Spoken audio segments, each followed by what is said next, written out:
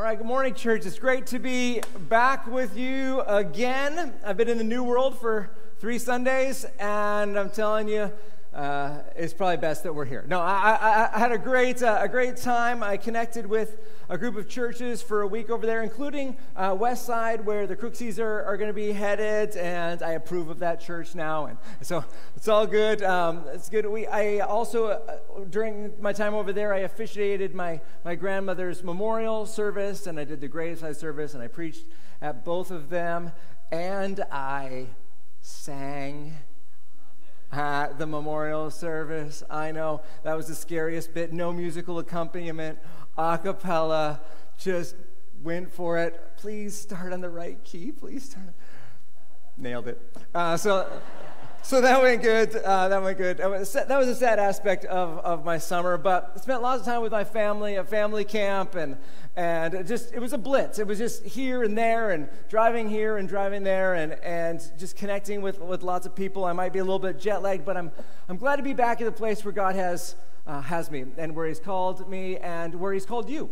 He's gathered us all together, maybe for just today, maybe for a season, maybe for years. But He's brought us together for a purpose, and you're here for a reason this morning. So I'm thankful for Ruth. I'm thankful for Crooksy. I'm thankful for Josh, who've been speaking over the last couple weeks.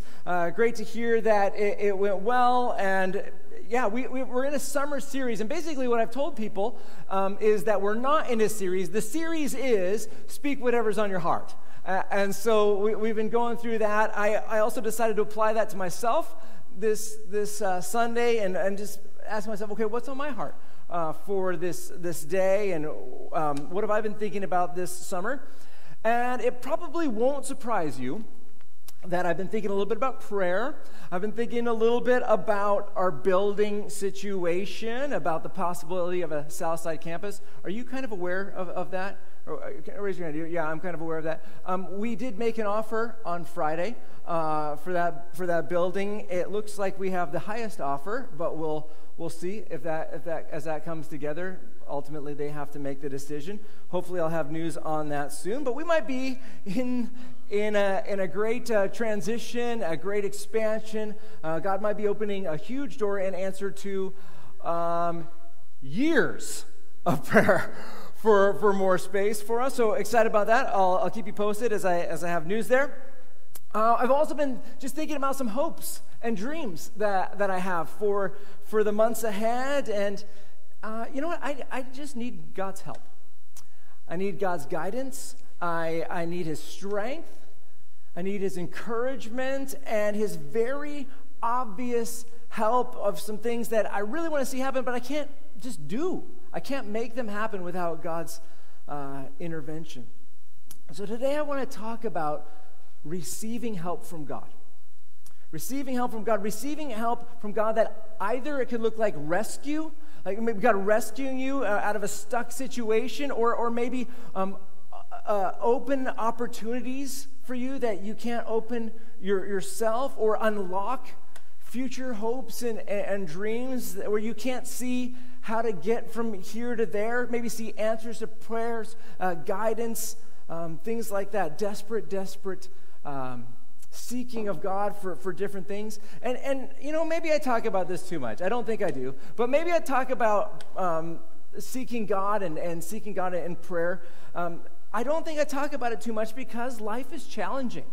And life is hard, and it's easy to get discouraged, and it's easy to want to give up, and it's easy to want to get to one of those places where you're like, oh, I just don't know what else to do. I've been praying, and I don't know what else to do. Well, hopefully today, by the end, you'll have even some more ideas besides just praying, which is part of it. But besides just praying, about seeking God for help.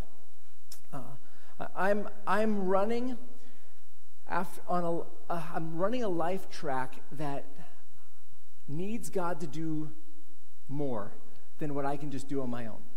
And I find that exciting, and I hope that you also are considering, okay, I'm going to run after God in such a way where I need him to intervene, that it's going to be beyond my own abilities, it's going to be by my own self-made opportunities, but instead I'm going to live a life that proves that God is real by the way that he intervenes when it just was so unlikely or when it just looked so hopeless. That's the way that I want to live. That's the way that I get to live. And part of the joy of that is the stress of being like, God, are you going to show up? And I need you to show up. I anchor my theology when it comes to seeing God's breakthrough, seeing God's answer to prayer, receiving help and guidance from God. I anchor my theology in a very simple and central biblical truth. That God really does love me. I anchor that. Are you anchored in that yet? Are you anchored in that yet? That God really does love you. He's mighty. He's mighty. He can do anything. And he really does care about me so much as to actually intervene in my life, in my circumstances, and in my challenges. Like a good father. Like a good father who loves to give good things, good gifts to his children, those who ask, as we read in Matthew chapter 7. God's a good father that doesn't just love us, but also gives good things. Gives good things in direct answer to prayer. And I want to be very clear before I move forward on this one, that God is a good father. That is a good, in fact, he's the only good father. There's not the slightest bit of darkness when it comes to God. There's not the slightest bit of perversion or sadistic or anything sinister about God. He is as innocent and as pure as it is possible to be. He is the only good being. Jesus is called by the rich young ruler a good teacher. Hey, good teacher. And Jesus' response was, why do you call me good? God alone, or only God, is good. Now, the enemy has spent millennia trying to convince us all that God is sinister, or that he's crooked, or he's got these dark sides to him. But that's just a total lie that the enemy is trying to feed the world. He is the only perfect and pure being. He's this perfectly pure being, God. In comparison, when we're talking about fathers, our fathers are perverse and crooked and evil and selfish and corrupt, some much more than others. My father was a long ways from perfect. I, as a father, am a long ways from perfect. And yet, thinking about God as the only good and loving father really helps me think about how to go about seeking God's help and his heart for helping me. And maybe more of that, his heart for actually helping, actually giving guidance, actually intervening in my situation. So the passage I want to talk about today is in Genesis chapter 32. And it's the story of Jacob wrestling with God. That's the story I want to talk about. Now, in the context of the story is, okay, Abraham has a son. He has a son named Isaac. Isaac has twin boys. The first one comes out very hairy, and so they name him Hairy. And in Hebrew, that is Esau, that for hairy. They named him Hairy. The second one comes out holding on to his brother's heel, and so they called him Heel Grasper. In Hebrew, it sounds a little bit nicer, Jacob. But they heel grabber, and actually it's kind of like naming your kid Trickster or Deceiver or Schemer. It's kind of a sinister name, sinister connotations. Well, like most people, Jacob lives up to his name, or tries to live up to his name for a year, and he was such a deceiver and schemer and fraudster a little bit that he tricks his brother Harry, Esau. He tricks him out of birthright and blessing, so much so that Esau wants to murder him. Like, he's gotten to the point where Esau wants to murder him. And then some years later, Jacob runs away from his brother who wants to murder him, and then he gets married, and he has a couple times, and he has this kind of uncle-in-law, and he's tricked his uncle-in-law so many times, and he's and he's deceived his brother, or his father, or uncle-in-law so many times that his Laban is his name, is trying to hunt him down and kill him as well. He kind of has this reputation living up to his name here.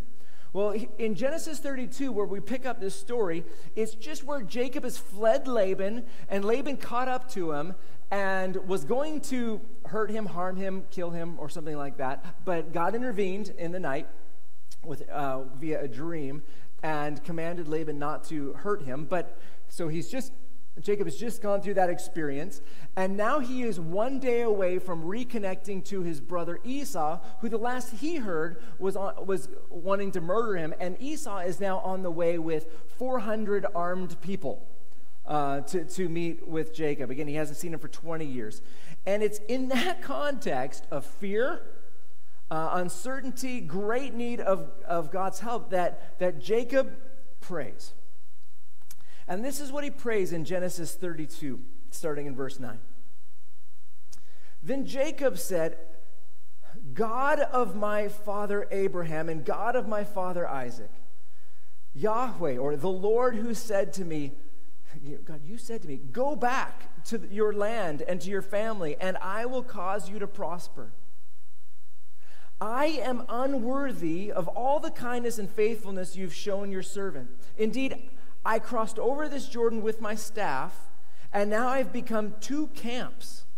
Please rescue me from the hand of my brother Esau, for I am afraid of him.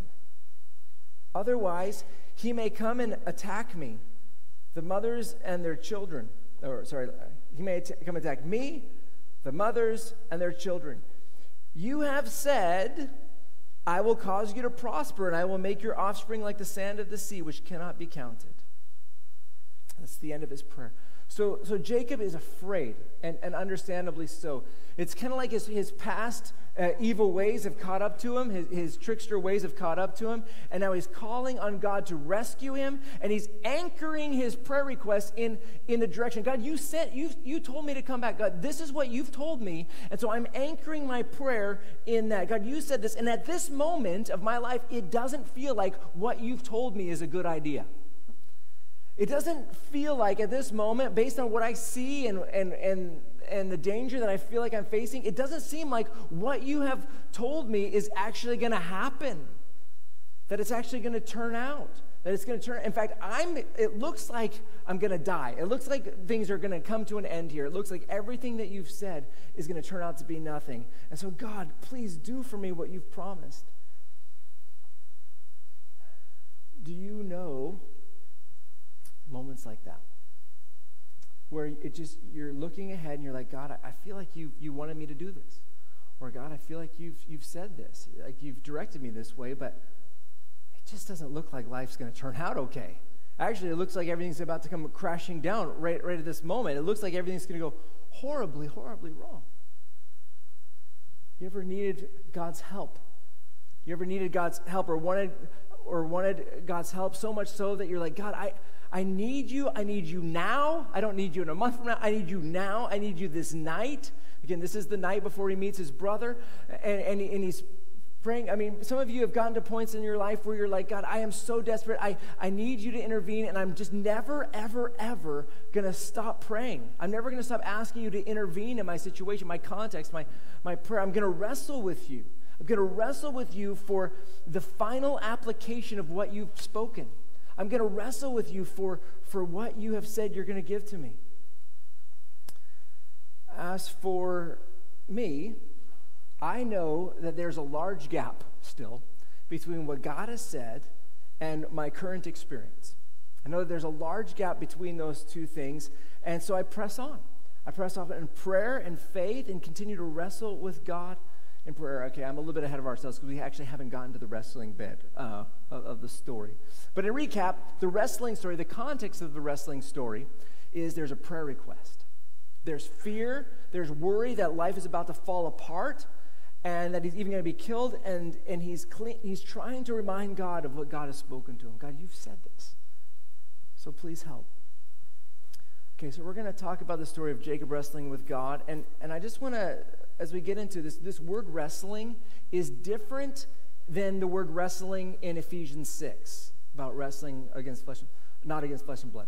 Although when I was in high school, I was a wrestler, and I'm sorry, bad imagery, but I thought about designing this wrestling shirt that said "For we wrestle ... against flesh and blood," and kind of taking I thought it would be clever, but I was 16 at the time; it wasn't clever. But anyways.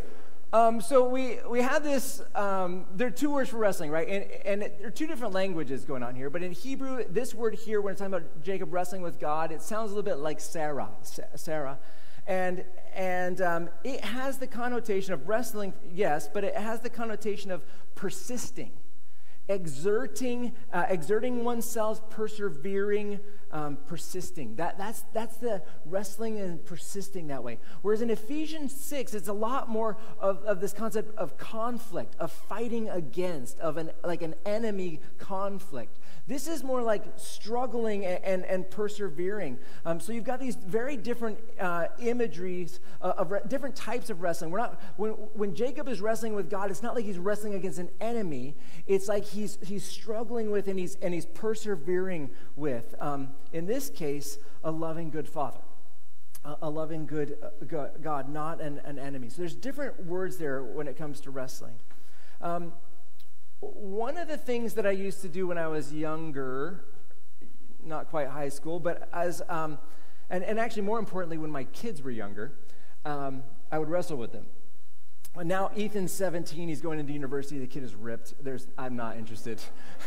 I'm not interested in even trying to do this. But when they were younger, what we used to do is we'd go and find, and in the flat at the time, we had one room that was carpeted. And so it happened to have been Emma's room. So we cleared everything else aside, and we're like, okay, we're gonna wrestle here. And all three of the kids would be there. And Ethan and Emma and Owen, and they would be all jittery. Like, they're so excited, but they're also completely terrified. And so they're wanting to wrestle, and I can just picture them there lined up on the far side of the room, and I wouldn't stand up. I would get down on my knees, and actually on my hands and knees, so I'm kind of right down at their level, and they would be all jittery, and they're like, okay, it's time. We're excited about this, but we don't even know what to do here. And so they would kind of try and circle around, right? The three of them, and Ethan would hang back. He's like, okay, I'm gonna go last. I'm gonna wait for my opportunity. Owen and Emma, you guys go first. And so usually Owen, just being Owen, would just charge, and he would just come in, and I'd have Owen there, and kind of wrestling with him around a little bit. And Emma, you always knew where Emma was because she's not quiet. She laughs like the whole time, like this terrified, happy laugh, like and she would just like come in. I just know she's coming from this way, and kind of have Emma and Owen and kind of wrestling around, and then Ethan would just come from somewhere. He's silent, like just. And then he's there, and then so it's just this madness, and they're all over, and they're just wrestling and crazy. Now I love my kids. I don't want them to break anything, partially because Kelly, but also because I love my kids. I don't want anything broken. And I hope this goes without saying, but when they were younger, I was stronger than them, even all three combined. I'd like to pretend it's still the case, but it's probably not the case. And we were wrestling, though. We were wrestling together. We're having fun. I didn't want to make it easy on them, and I wanted them to struggle. I didn't want to hurt them, but I wanted them to strain, and you could just see them, they're pushing with all their might, and they're trying as hard as they can, and there might have been a few little bumps and bruises, maybe a couple crashes, maybe a tear here or there, but just in a moment they would be right back into it, and we would wrestle really hard. But eventually the time came where I'm just ready to be done. I mean, you can't wrestle forever, right? I'm just ready to be done, and I'm like, oh, okay, that was fun. And so we're ready to quit. And so what I would do is I would dislocate their legs. No, I didn't do that. No, so I would decide that it was time to quit, and I'd be like, okay, that was fun, and they would be like, oh, come on, Dad. I'm like, no, that was fun. And I'd be like, okay, stop, and then I'd be like, okay, no, guys, stop, and I kind of pull them, okay, guys, okay, stop, and then charge, okay, stop, it's going. Owen never stopped. He just would not stop wrestling with me. And no matter how many times I'd be like, okay, guys, that was great. That was fun. Stop. Okay, no, seriously now. Stop. Okay, Owen, it's time to stop. And I mean, he's the smallest, but he just is so persistent. He will not stop wrestling with me until finally, what do? What does any good father do at this moment? Bribery. And you're like, okay. Okay, we'll come up with another time. Okay, we'll stop now, but we'll wrestle again later. Okay, well, at this specific time. Or ice cream. Sometimes it's that. And so basically I give in. Whatever it takes to stop wrestling. But Owen just never gave up. And I think that there's a lot of similarities in my experience there with Jacob wrestling with God. God obviously was much stronger, it was much more mighty. But also who's a loving father wrestling here with Jacob. I'm going to read the story here in Genesis 32, and I'm going to pick it up in verse 24. And you're going to see different phrases, man, angel, God, referring to in different passages who Jacob's specifically wrestling with. It says this in verse 24. Jacob was left alone, and a man wrestled with him until daybreak. When the man saw that he could not defeat him, he struck Jacob's hip socket as they wrestled and dislocated his hip. Then he said to Jacob, "Let me go, for it's daybreak." But Jacob said, "I will not let you go unless you bless me." "What is your name?" the man asked. "Jacob," he replied. "Your name will no longer be Jacob," he said. "It will be Israel, because you have struggled with God and with men and have prevailed." Then Jacob asked him, "Please tell me your name." But he answered, "Why do you ask my name?" And he blessed him there. Jacob then named the place Peniel, "For I have seen God face to face," he said, "and have been delivered." Okay, so there's a picture here. Here's a picture of the location where this takes place. Peniel. It's here in this valley here. He's about to cross this valley and meet his brother. He's coming right down through here. Again, I wrestled in high school, and one of the things that jumps out to me as I first read this story is that they wrestled all night. I mean, when you're really wrestling, 6 minutes is what they give you in high school. 2 minutes, then a break. 2 minutes, break. 2 minutes, break. 6 minutes is a long time. It's brutal to go 6 minutes. I mean, every muscle, everything is just straining its hardest. And I mean, Jacob's alone, and he's wrestling with a stranger. And everything is engaged. Now, people. So just that all-nightedness of this stressful. That's such determination to keep outlasting. Now, people might say, well, if it's really God could win in a second. But again, like I wrestling with my kids, I was more powerful, and yet I don't want that to get in the way. If you're going to go into play the game well, what God could have done, God could have beat him in a second or something like that. God didn't have to do this at all. Right? There's a lot of things that God can choose and choose not to do. He chose to wrestle with Jacob, and the reason he wanted to do it this way is because he had a picture that he wanted to communicate. He wanted to make a lasting point to Jacob. There's changing of his name here, changing of his future, changing of his identity in this moment. But anyways, you've got God or man or angel are ready, and they're ready to stop wrestling, and Jacob isn't. He isn't ready to stop, and so the person inflicts pain on him. Dislocated. I don't know if you've ever had a dislocated hip. I've had that experience. What impressed me about Jacob, he continues to wrestle even with the dislocated. It's not like he pauses for a second and just like, okay, hold on. I need a break here. No, he keeps wrestling with a dislocated hip, and we're talking like literally crippling pain. Crippling pain, and it seems like he carries this limp forever. Every movement, every touch, hugely painful. And yet, Jacob keeps persevering in the pain. He keeps wrestling with God in the excruciating pain. He is hurting, And he keeps going until he prevails. Some of you, you're wrestling with God about something, direction, guidance, help, intervention, there's pain. Keep wrestling until you prevail. So he keeps going. Why did he keep wrestling? Because he wanted a blessing. Because he wanted this answer to his prayer. He wanted this blessing. He got it. He wrestled with God and received what he was after. And in that moment, God gave Jacob a new name, from trickster, heel grabber, to Israel, which means something like, may God prevail. May God prevail, or perseveres, struggles with God. Struggles with God. Jacob's name gets changed. It kind of reminds, in Revelation, you're going to get a new name. You're going to get a new name when you see God face to face. My guess is that what your name is going to be will be connected to something about your life and how you lived, maybe your faith, your hope, your love, your perseverance. I'm not sure if it's going to fit the you of today, but hopefully it'll fit the you that God is making you to be as you continue to grow and grow in your faith. Have you ever thought about what name you'd like God to give you or something like that?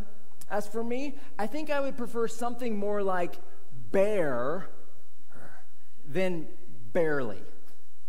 Barely made it, or barely did anything with what God entrusted to me. I prefer something more like, just ran after God with my gifts and all my efforts. I'd prefer bear instead of barely. You ever thought about what name you're on track to receive from Jesus? Be diligent in serving God and generously in the ways that He's gifted you. Anyways, it's not a weird thing, going back to the wrestling with God thing, to be someone who wrestles with God in prayer for rescue or for help or for guidance, because you're afraid that what God may have spoken or maybe what God has said to you isn't going to turn out. That's not weird. It's very biblical to wrestle with God in prayer. In the New Testament, when Jesus is teaching us how to pray, he refers to Luke chapter 18. No, he doesn't refer to Luke chapter 18. He says what we now read of as Luke 18, the parable of the persistent widow, which is one of my most guiding passages when it comes to persistence in prayer. That woman, that widow who just prayed and badgered the unjust judge over day and night until she got what she was seeking.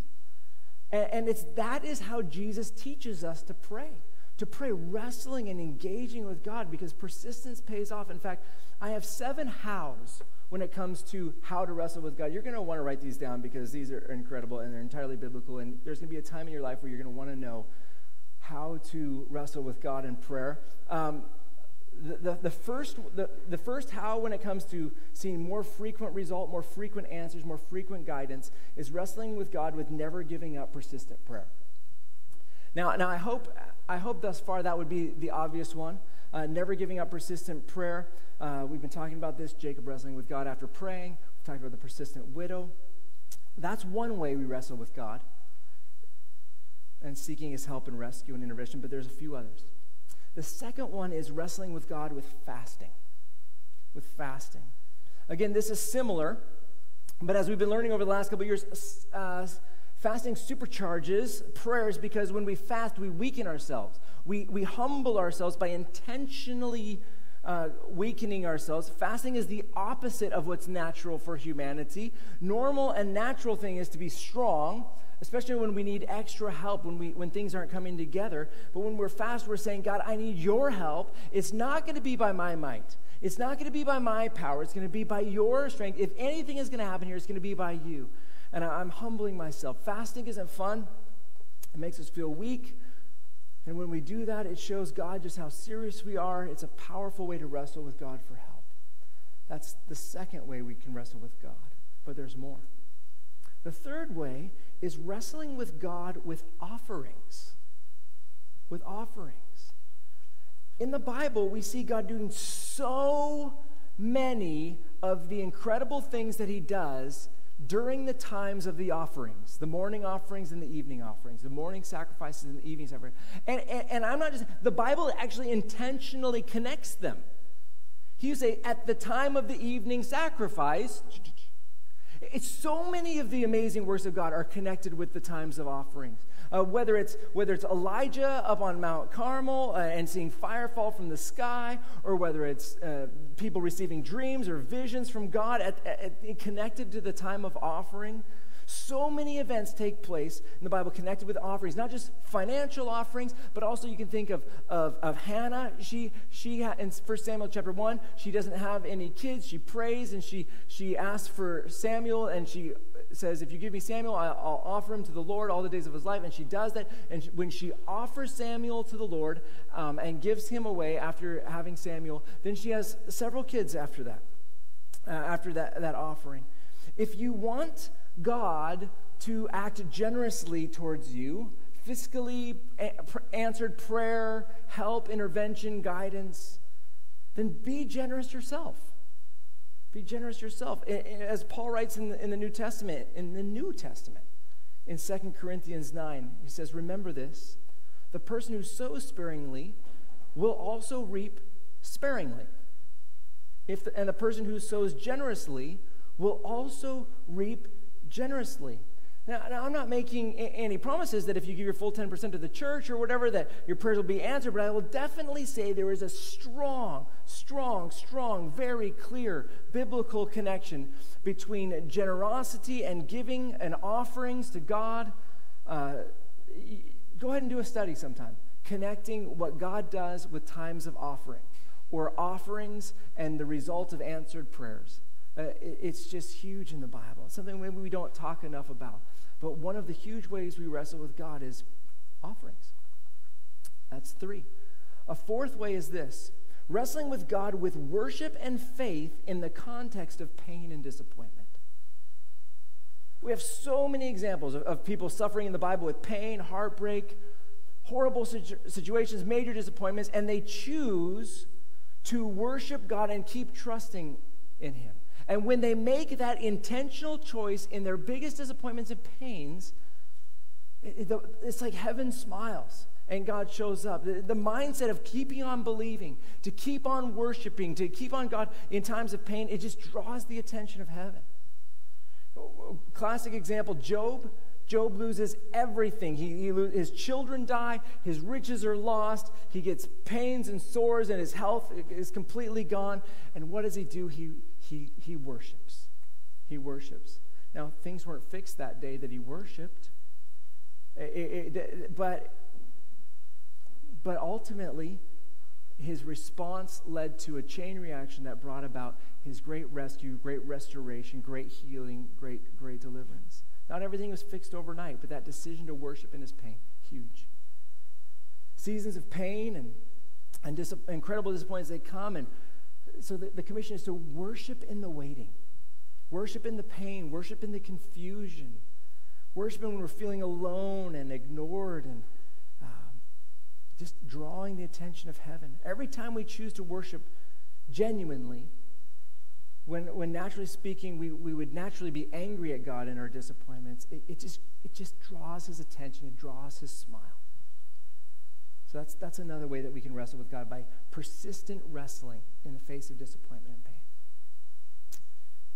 Persistent worship. Yeah. 5thly, wrestling with God with everyday purity and godliness. It's a major way we wrestle with God. Again, no promises here, just principles. But the Bible clearly says in the book of James that the prayers of the righteous are powerful in their effect, meaning those who live a godly life, those who live pure without compromise, those who make sometimes the very painful decisions to say no to what they really, really want, but they know it's not God's way. When they make those decisions consistently, the prayers of the righteous are powerful in their effect. Now, that's talking about maybe our prayers for other people, but it's just generally true. If you want your prayers answered, everyday purity and godliness is a big way that we can wrestle with God for help. That's number 5. Number 6 is this: wrestling with God with love, justice, and resilient hope. With love, justice, and resilient hope. That's straight from the book of Hosea. Hosea writes about this moment where Jacob wrestles with God. In fact, actually, he applies this situation of Jacob wrestling with God to his generation, just like I'm applying it to our generation. And Hosea writes that love, justice, and resilient hope are how you go about seeing God's grace and favor pour into your life. This is basically how we can wrestle with God in our day, by applying love, justice, and resilient hope. Let me just read it. Hosea 12. He says, in the womb, he grasped his brother's heel, speaking of Harry and heel grabber, and as an adult, he wrestled with God. Jacob struggled with the angel and prevailed. He wept and sought his favor. He found him at Bethel, and there he spoke with him. That was the angels going up and down in the ladder. Yahweh is the God of hosts. Yahweh is his name.